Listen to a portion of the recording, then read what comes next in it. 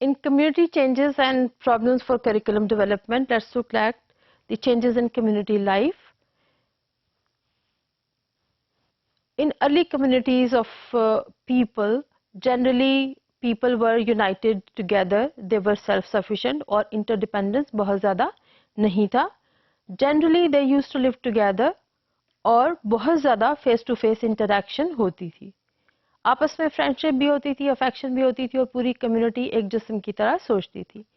बहुत सादा सी एग्जांपल अगर हम पुराने वक्तों की ले लें जो आपके पेरेंट्स या आपके बाप दादा आपको बताते होंगे कि किस तरह से कम्युनिटी वेल नीट होती थी. कम्युनिकेशन का कोई जरिया नहीं होता था, कोई अखबार या खत पत्र नहीं होता था.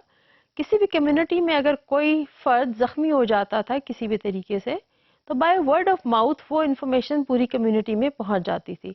लिहाजा कम्युनिकेशन का जरिया इंसान था और सिर्फ वो एक दूसरे को मैसेजेस के जरिए बता सकता था कि क्या हुआ है और उसके नतीजे में तमाम कम्युनिटी इकट्ठा होकर उस प्रॉब्लम को सॉल्व करने की कोशिश करती थी.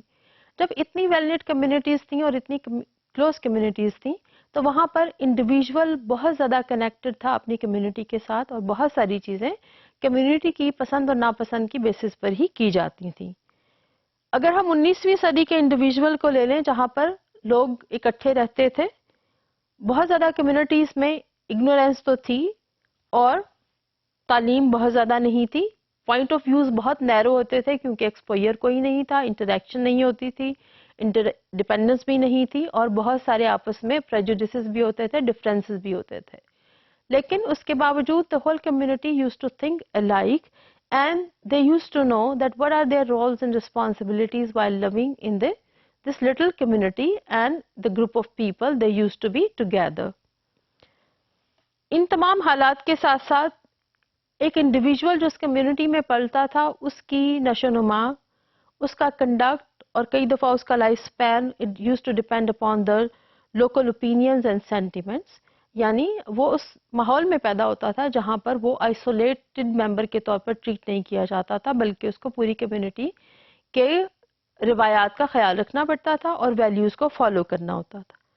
The ideas are right and wrong and good and bad, correct and incorrect. They used to be influenced by the customs and tradition of that particular community. So individual सोच उस तरह से individual हरगिज़ नहीं थी बल्कि collectively ही सोचा जाता था. और ये उस कम्युनिटी का हम जिक्र कर रहे हैं जहाँ पर इंटरेक्शन सिर्फ कम्युनिटी में थी और कम्युनिटी का इंटरडिपेंडेंस दूसरी कम्युनिटीज़ के साथ बिल्कुल नहीं था. तब्दीली कैसे आती गई कि विद द टाइम अगर हम आज देखते हैं तो इसमें बहुत सारी तब्दीली आ चुकी है.